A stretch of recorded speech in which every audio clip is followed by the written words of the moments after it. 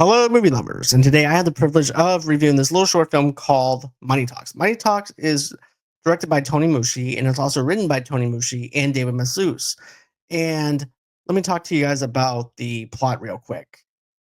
The film follows a $100 bill as it moves through the 1981 New York City underworld, revealing interconnecting lives and complicity through the flow of money. But what I like about this film is it takes place in the 80s, and I believe that this film is about how people use money and how money can get us the things that we want. And also, too, it's about consumerism. It's about how we waste money on things that we don't need.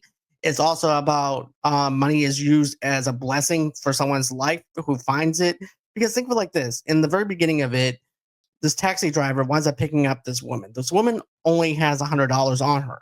So he winds up running into a bump in the road and the money flies out of the window and then it lands on the street. The next day, this little old lady winds up finding this $100 on the ground. Oh, she's like, oh, thank God. So my first initial thought was like, oh, okay, cool. This woman might have a power bill that is due, or some type of bills or something that she can use towards something.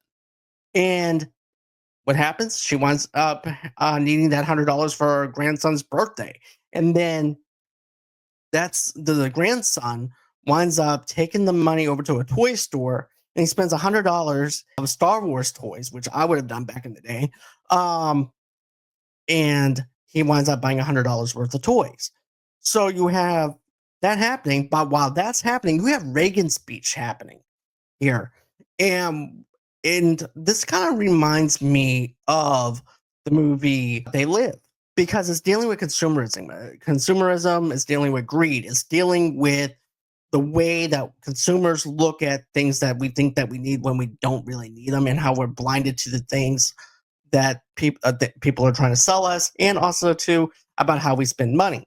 But then you also have this whole entire deal where now that $100 is going into the hands of the cashier, and the cashier winds up taking the $100 for himself because he owes money towards his drug dealer.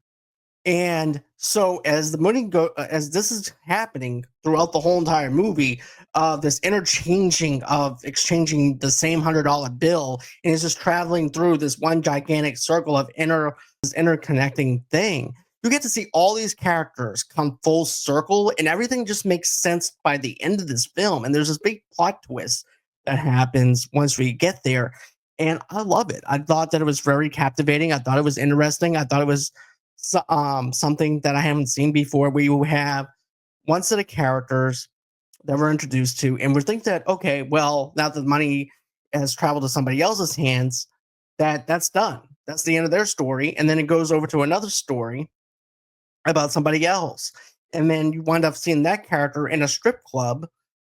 And as that stripper is actually going through the club, you get to see the toy store employee going through and seeing what he's going through.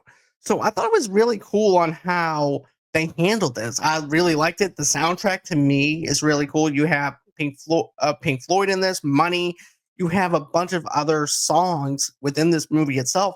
And that's actually hard to do, to get songs that are from the 80s and do an indie project like this. And I can just imagine what they spent on this movie to make this movie. But I just thought that the character in itself was a $100 bill. It's about how we use money, and then it comes full circle with things. And I love how all of these characters are connected, but none of the actors knows each other or anything like that. They don't know the exchange of this $100 bill being passed on from person, and also too the employee toy guys also working on a minimum wage job. So when he sees this little kid buying $100 worth of toys, he's judging him based on the fact that he thinks that he's rich because of the fact he spent $100 in the store, and meanwhile he's working a minimum wage job. And his friend's like, look, thinking that money is everything. It's not. All it's going to do is make you buy a white picket fence with a house on it, and that's it. There's nothing else to it. So I like how his friend is basically telling him money is not everything. Meanwhile, he's sleeping with a prostitute, and then she's also a stripper, and she goes, like I said, it winds up going into this whole entire deal where you actually see the employee from that toy store in that strip club, and then that $100 travels through some more characters. So I thought the interconnecting of the spider web of people that this goes through, and then you get to finally get to see with the last person. I'm not going to give this away, but I thought it was interesting on how it goes back to where it all began in the very beginning. And I thought it was interesting on how they did this.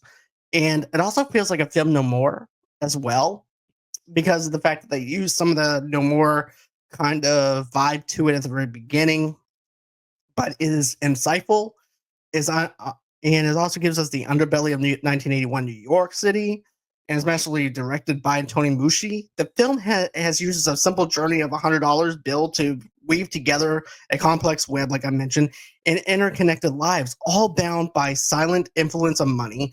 Mucci has a special stylistic way of actually directing a movie, and is confident and unflinching, capturing the gritty atmosphere of the era with striking visuals, realism, and neon-soaked shadows. The tension is palpable and enhanced by the film's effectiveness, sound design, and scoring.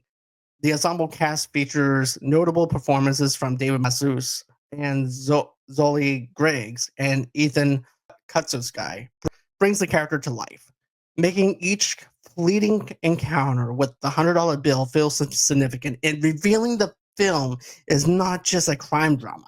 It's a powerful parable about survival, morality, and the simple ways money shapes our lives. Money Talks is a compelling directional debut from Mucci, and is also a must see for you guys to go on and see this movie, because it's raw, it's atmospheric, it's description, and it's a fantastic film. I love the soundtrack to this. I would love to actually have a soundtrack to this. You have Frank Sinatra in this movie for the soundtrack. You also have Pink Floyd in this. You have different styles of music within this whole entire realm, and I'd say even the music itself even feels like a character in this movie.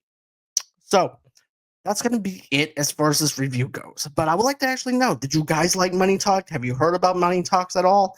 Because this is actually getting a lot of feedback at the Tribeca Film Festival and stuff like that. And I hope that I will be able to give you guys a link in the description below later on in the future to let you guys know when you guys can watch this